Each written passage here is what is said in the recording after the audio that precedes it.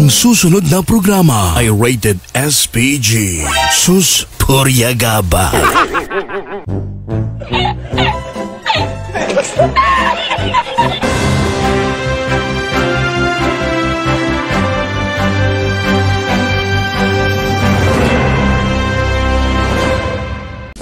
Formal nang kinasuhan sa piskalya ng paglabag sa Animal Welfare Act ang lalaking gumaha sa umano sa inahing baka sa Cavite. Ayun yung babaeng maliit to. Ayun o.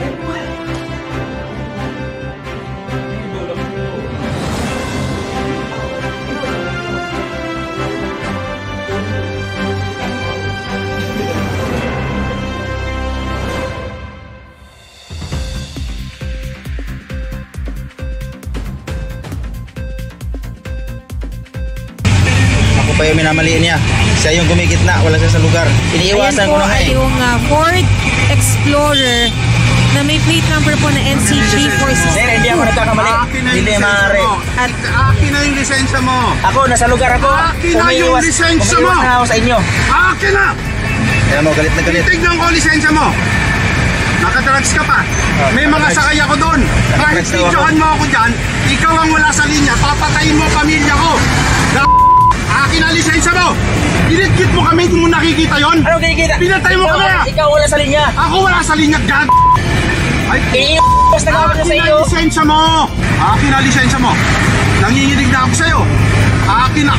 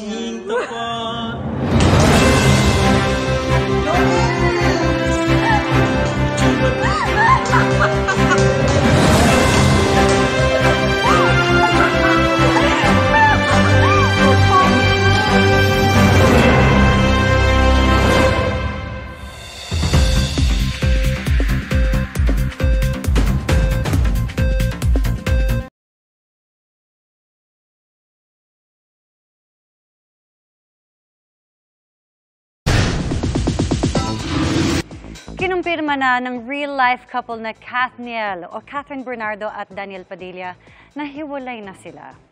Sa isang IG post, sinabi ni Catherine na sinubukan pa nilang ayusin ni Daniel ang kanilang relationship, pero kailangan na raw tanggapin na hindi na nila maibabalik ang dati. Minahal daw ng sobra ni Kat ang first boyfriend na sobra niyang pinapasalamatan para sa 11 beautiful years nila together. Sabi pa ni Kat, nagsimula ang kanilang love story ng may respeto at nagtapos na may respeto pa rin. Alam daw nilang masasaktan ang fans gaya nila pero hiling nila, suportahan at samahan sila sa healing process at pag-move forward. Sa hiwalay na post, nagpasalamat din si Daniel at sa kanilang fans. Gayon din kay Catherine na nakasama niya raw sa highs and lows. Wala raw hanggan at wala raw katapusan ang kanyang pagmamahal sa aktres. At ito naman ang lagay ng panahon para bukas. Pumasok na po sa Philippine Area of Responsibility ang low pressure area na nasa silangan ng Visayas. Nabantayan din ang pag-asa ang Typhoon Jebi na nasa 2,700 kilometers silangan ng extreme northern Luzon. Malayo pa ito at sa ngayon mababang tsansang tatama ito sa bansa. Yan ang lagay ng panahon, lagi natin tatandaan, ang buhay ay weather lang.